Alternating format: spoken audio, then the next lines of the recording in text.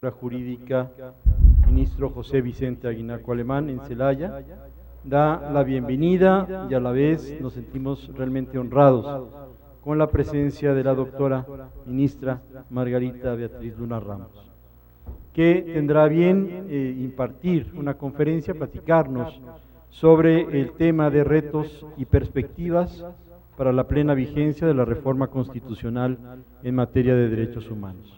Saludamos también por este medio a todos los alumnos del Diplomado de Acceso a la Justicia en materia de derechos humanos, que se imparte en las 45 casas de la cultura jurídica que se encuentran distribuidas en todo el país, los cuales nos acompañan a través del sistema de videoconferencia.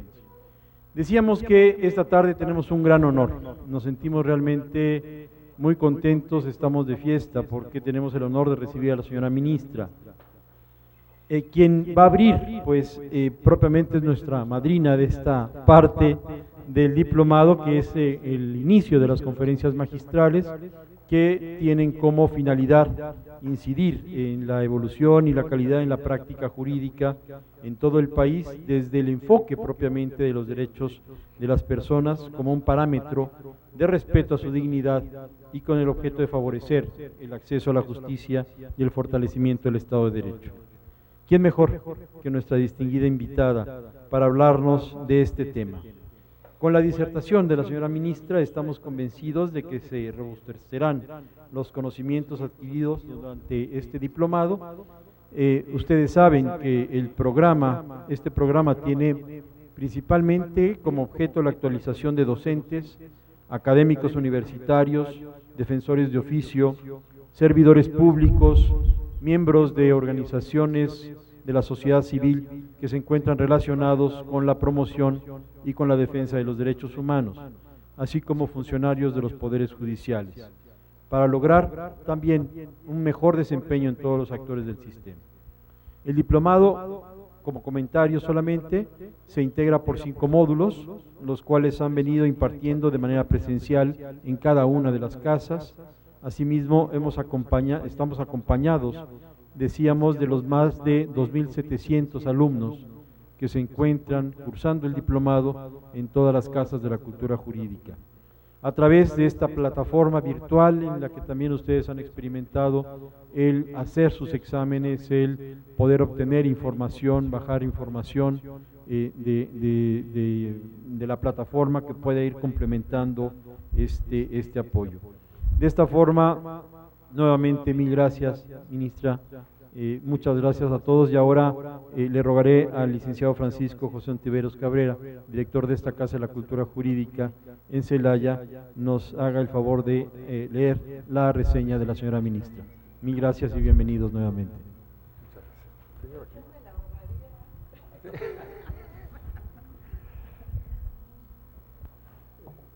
Doña Margarita Beatriz Luna Ramos nace en la ciudad de San Cristóbal de las Casas, Chiapas. Es licenciada en Derecho por la Universidad Nacional Autónoma de México. Cuenta con una especialidad en Derecho Constitucional y Administrativo. Obtuvo la maestría y el grado de doctor en Derecho con la tesis denominada Procedencia del Juicio de Amparo respecto de las decisiones de los paneles binacionales del Tratado de Libre Comercio con América del Norte. Tiene un doctorado honoris causa por la Universidad Autónoma de San Luis Potosí. En 1975 ingresó al Poder Judicial de la Federación, ocupando todos los puestos que integran el escalafón de la carrera judicial. En febrero de 1986 fue nombrada juez de distrito en materia administrativa en el Distrito Federal. En enero de 1993 fue nombrada magistrada de circuito. En 1994 fue la primera mujer propuesta por los señores ministros de la Suprema Corte de Justicia de la Nación y designada por el Congreso de la Unión como magistrada en materia electoral para integrar las salas de segunda instancia del entonces Tribunal Federal Electoral. En febrero del 2003 fue la primera mujer nombrada por oposición consejera de la Judicatura Federal por el Pleno de la Suprema Corte de Justicia de la Nación. En febrero de 2004, a propuesta del presidente de la República, fue designada ministra de la Suprema Corte de Justicia de la Nación, adscrita a la segunda sala del máximo tribunal, de la que fue presidente del 2006 al 2007.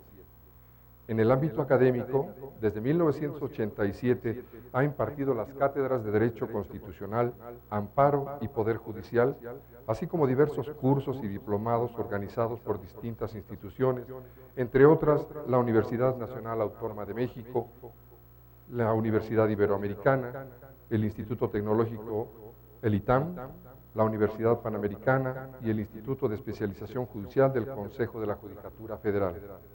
Ha publicado diversos artículos en materia de amparo, derecho constitucional y derecho electoral. Es editorialista del periódico El Universal.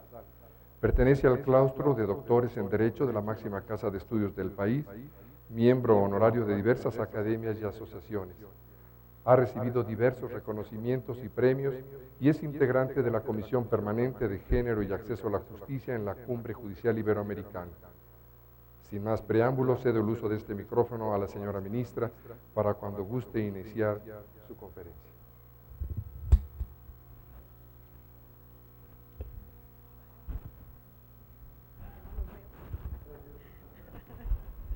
Muy buenas tardes a todos y a todas. De veras es para mí un honor estar con ustedes el día de hoy. Agradezco de manera muy puntual al señor director de las Casas de la Cultura Jurídica, don Héctor Hermoso, el doctor Héctor Hermoso Larragoitia, mi amigo, muy querido desde hace muchos años. Agradezco muchísimo la invitación y por supuesto también al director de la Casa de la Cultura Jurídica de Celaya, es don Francisco Ontiveros, que desde hace muchísimo tiempo me ha hecho el favor de insistir para que viniera a Celaya. Me siento muy contenta, muy honrada de estar con ustedes. No tenía el gusto de conocer esta bella ciudad y ha sido una experiencia muy grata. Desde mi estancia en la mañana en la Universidad Latinoamericana, así fue un recibimiento muy cálido, muy agradable, al igual que el que siento en estos momentos en la Casa de la Cultura Jurídica y desde luego para todas las casas de la cultura jurídica que nos hacen el favor de ver. La del centro no está tan concurrida, pero las otras un poco más. Finalmente, lo importante es que tenemos la oportunidad de comunicarnos a través de esta charla. La plática que a mí me corresponde el día de hoy tener con ustedes se llama Retos y perspectivas para la plena vigencia de la reforma constitucional en materia de derechos humanos. Y como todos ustedes saben, la reforma en materia de derechos humanos que tuvo lugar en 2011 vino a cambiar muchísimas concepciones de la manera en que veníamos interpretando diversos artículos constitucionales y diversos artículos de leyes secundarias, la incorporación de los tratados internacionales para efecto de poder tenerlos también como parámetro de convencionalidad, pues ha sido un cambio paradigmático sobre todo en la interpretación de esta reforma constitucional a la que nos referimos. El artículo primero constitucional, que es el que será el motivo de mi plática, como todos ustedes saben, tiene tres temas centrales, que son los que tocaremos, no tanto para determinar el debate que se dio respecto de estos tres temas centrales, sino para determinar ahora cuál es el estado de cosas, cuál es el momento en que nos encontramos en la interpretación de estos puntos y qué es lo que la Corte ha señalado al respecto. La idea fundamental de la aplicación de la reforma constitucional, recuerden ustedes, es pues tener un México más justo, un México con mayor posibilidades de acceso a la justicia y que desde luego no exista discriminación alguna respecto de nuestros compatriotas para poder tener una justicia pronta, expedita, completa, eficaz. Como todo, hay ocasiones en que cuando entra alguna figura jurídica novedosa, como en las modas, a veces nos excedemos un poco, a veces las tomamos como muy a pechos, como dicen los muchachos, y yo creo que como todo, tiene que ir dimensionándose los alcances de esta reforma y por supuesto tener siempre la idea de que la reforma es para mejorar la justicia de nuestro país, no para lo contrario, y sobre todo para que la percepción de los ciudadanos, que son a quienes nos debemos, sea en el sentido de que la reforma tuvo razón de ser y que su aplicación va en beneficio de una mejor impartición de justicia, teniendo siempre un poder judicial federal fuerte, sólido, eficaz, eficiente y sobre todo confiable, predecible, que son las características que normalmente debe de tener cualquier tribunal que se precie de tener un Estado de Derecho en el país al que le corresponde desplegar su competencia. Entonces, sobre esta base, tres cuestiones importantes vamos a señalar en relación con el artículo primero constitucional. La primera de ellas, por supuesto, no vamos a tocar el debate que en un momento dado se dio porque quedó superado, la jerarquía de los tratados entre la Constitución y los tratados, sino cuál es el estado de cosas que se encuentra en este momento. La otra sería cómo se manejan de alguna forma el principio de control difuso, cómo se está manejando por los tribunales y cómo se ha interpretado por la Suprema Corte de Justicia de la Nación, cuáles han sido las últimas resoluciones en que la Corte ha tocado el tema y ha llegado a la conclusión de cómo se debe de aplicar el control difuso y por quiénes debe de aplicarse este control difuso. Y por otro lado, bueno, de alguna manera también tocar algunos aspectos relacionados con el principio pro homine y con el principio de progresividad que se ha puesto muy de moda y que si lo aplicáramos tal como en muchas ocasiones se solicita, creo que ya no podría haber ninguna reforma constitucional en ningún aspecto ni establecer un aumento de nada, porque todo parecería violatorio del principio de progresividad. Entonces, vamos a tratar de tocar estos aspectos para decir cuál es el estado de cosas en el que se encuentran actualmente a través de los diferentes criterios que la Suprema Corte de Justicia de la Nación ha externado al respecto. Entonces, por principio de cuentas, hablábamos de la jerarquía entre los tratados y la Constitución. Como todos ustedes saben, este fue un debate enorme que se dio en muchísimas ocasiones al seno de la Corte, en el que pues había quienes sostuvieron de manera vehemente, con toda la convicción, como debe de ser este tipo de debates, la jerarquía de los tratados internacionales y la Constitución era exactamente la misma. Además es el criterio triunfador, porque es el criterio que ganó más votos en este sentido y que por supuesto se estableció que debería entenderse que los tratados están exactamente al mismo nivel de la Constitución.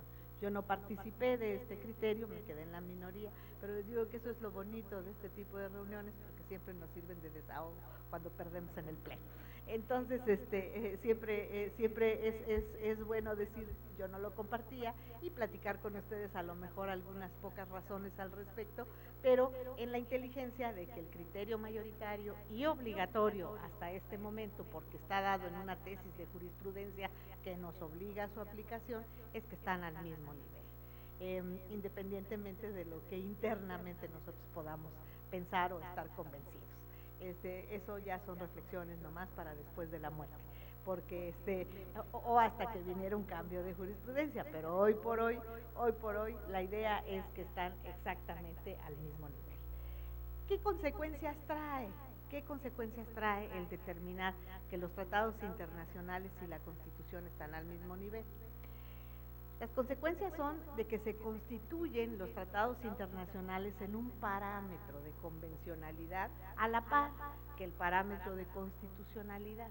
Para la segunda sala, que es la que yo tengo el honor de integrar, antes de que saliera la famosa tesis 293/2011, para nosotros la determinación de análisis de convencionalidad de una ley era un aspecto de legalidad. Para nosotros eso era legalidad y por supuesto la consecuencia era que en juicio de amparo directo no aceptábamos la procedencia del recurso de revisión. ¿Por qué razón? Porque recuerden ustedes que en juicio de amparo directo la idea es que es un juicio instancial, que esto ya es de risa, porque todo el mundo recurre a las sentencias que se dictan en amparo directo, proceda o no proceda. Pero la mayoría de las veces no procede, pero de todas maneras igual es recurso. Entonces, la idea de la sala siempre ha sido determinar los límites de la competencia de la Suprema Corte de Justicia de la Nación para conocer de este recurso. Antes de que se estableciera la igualdad entre los tratados y la Constitución, recuerden ustedes que los requisitos de procedencia para el recurso de revisión en materia de juicio de amparo directo siempre eran que existiera algún problema de constitucionalidad de leyes o algún problema de interpretación directa de un artículo de la Constitución, y siempre y cuando estos criterios revistieran las características de importancia y trascendencia. Importancia y trascendencia que ha sido definida por la Suprema Corte de Justicia de la Nación a través de un acuerdo general en el que nos dice que es importante y trascendente aquello que no tiene un criterio definido, es decir, que no hay jurisprudencia al respecto y que resulta necesario establecerlo. ¿Por qué? Pues para dar seguridad jurídica al resto de los tribunales del país en una aplicación igualitaria del criterio. Y desde luego en un análisis de los conceptos de agravio, que estos sean de tal manera trascendentes, es decir, que combatan adecuadamente, si es que no ha lugar a la suplencia de la queja, que no sean novedosos, que se haya hecho valer esto desde la demanda correspondiente, desde la demanda de amparo, y que sobre todo no resulten ser conceptos inoperantes. Entonces, cuando estamos en presencia de esto, bueno, pues podemos, que no se dan estos supuestos, podemos decir que tenemos un criterio de importancia y trascendencia. Esto se establecía antes de la tesis 293. A partir de la tesis 293, donde tristemente perdimos la votación, y se determinó que los tratados y la Constitución tienen exactamente la misma jerarquía, pues esta procedencia cambió. Ahora, en la actualidad, la idea es que estos recursos de revisión proceden tanto por inconstitucionalidad de leyes como por inconvencionalidad de leyes también. Y, desde luego, si existe la interpretación directa de un artículo constitucional o bien si existe la interpretación directa de un artículo de un tratado internacional. Y sigue prevaleciendo los criterios de importancia y trascendencia que la Corte ha definido en los acuerdos generales correspondientes. Entonces, sobre esta base, ¿qué obtuvimos con esta determinación de igualdad entre tratados y Constitución? Una ampliación enorme en cuanto a la procedencia del recurso de revisión en amparo directo. Y esto, bueno, hay que tomarlo en consideración. La discusión de que si eran iguales o no eran iguales, pues pasó a la historia, se determinó expresamente la igualdad y lo demás queda exclusivamente para elucubraciones de carácter doctrinario. Pero hoy por hoy la obligatoriedad es específicamente esa. Ahora, ¿qué sucede en la práctica? Les decía que el amparo directo, que en realidad es un amparo que nosotros conocimos como un instancial, lo cierto es que se ha vuelto prácticamente un amparo instancial, porque todo el mundo lo combate. Y en aras de la aplicación de las reformas al primero constitucional y a la aplicación de los derechos humanos, todo el mundo quiere que se le abra la instancia. ¿Y qué es lo que menciona? Es que debes aplicar el principio pro homine, es que el acceso a la justicia me permite que abras la instancia si no estás violentando mis derechos humanos, es que la interpretación que se está haciendo del artículo no es la correcta y por tanto no me debes de abrir la instancia. No. Recuerden ustedes que se trata de un recurso extraordinario, que si bien amplió su procedencia por la igualdad de los tratados, tampoco quiere decir que puede abrirse para que sea una instancia como cualquier otra, que nada más necesite estar prácticamente en tiempo para que se pueda analizar. El hecho de que se analice o no el principio pro homine no es materia de constitucionalidad, es un problema de interpretación y esto se reduce a un problema de legalidad en materia de revisión y por tanto no abre la procedencia del recurso respectivo. Hay una situación que sí debemos de tomar en consideración y sí tenemos incluso jurisprudencia en la segunda sala y la primera sala también de alguna manera entiende esta situación de manera similar.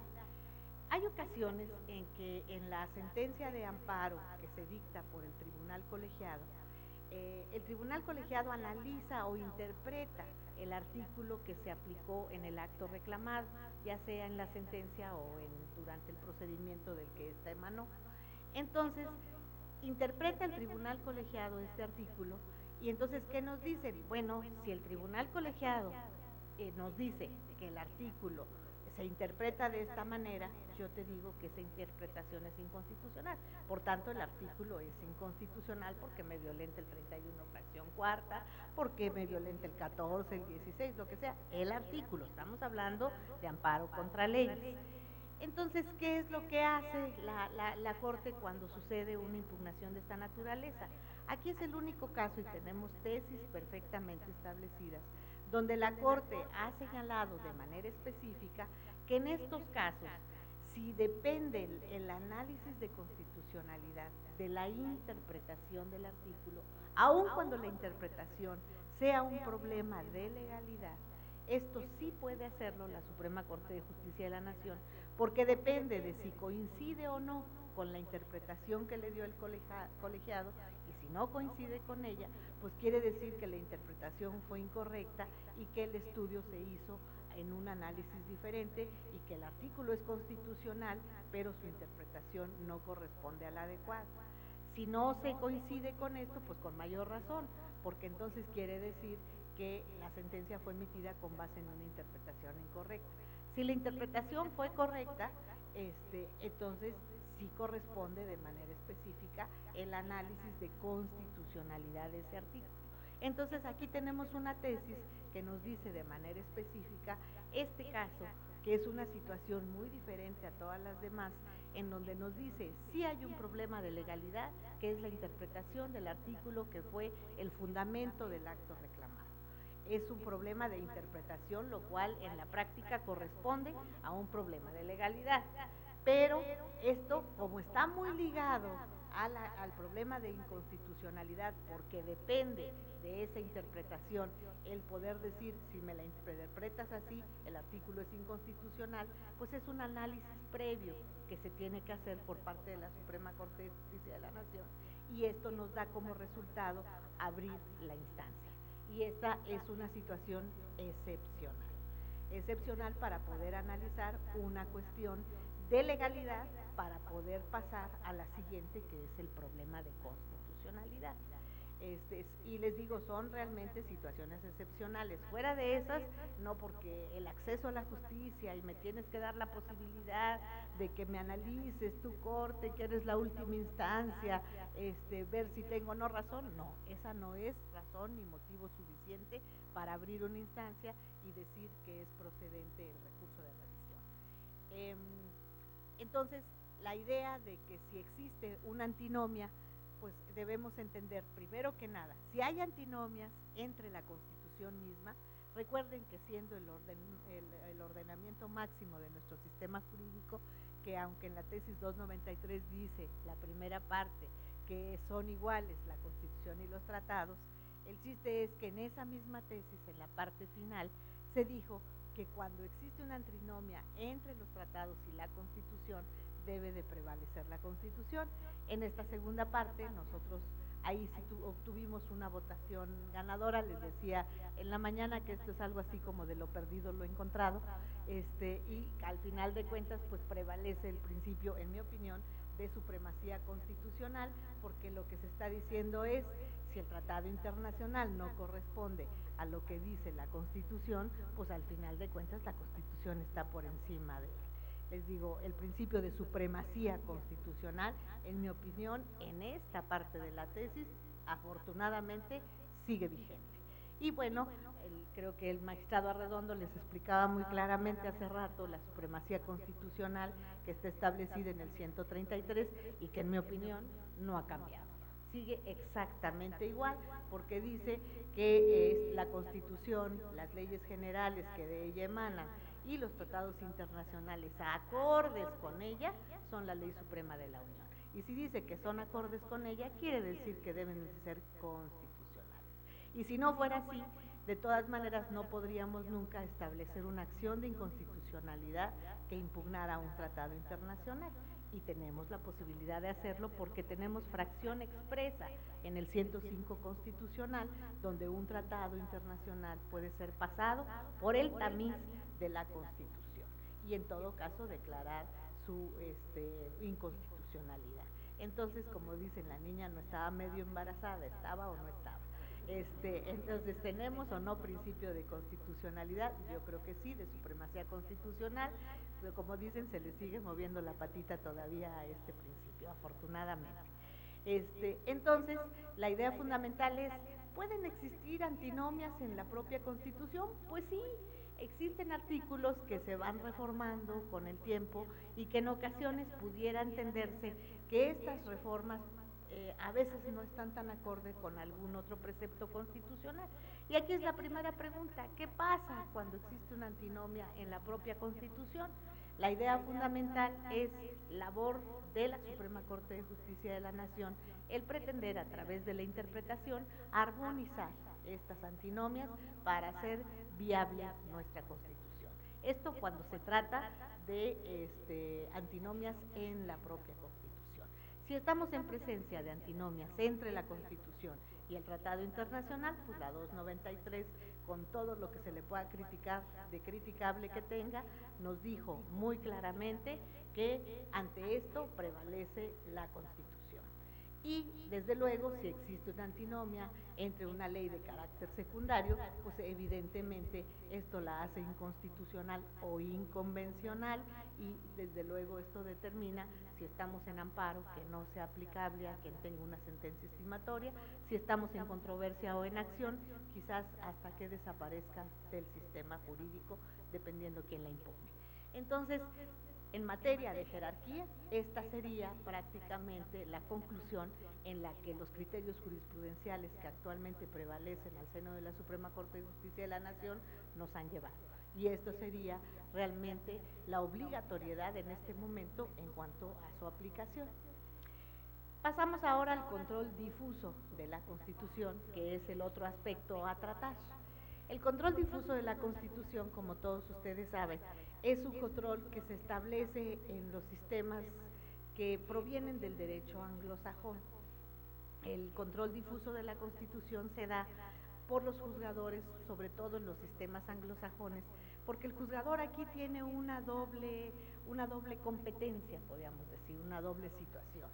El juzgador no se limita solamente a dirimir conflictos preestablecidos y que de alguna manera son sometidos a su jurisdicción. El juzgador, cada que emite una sentencia, está emitiendo una ley.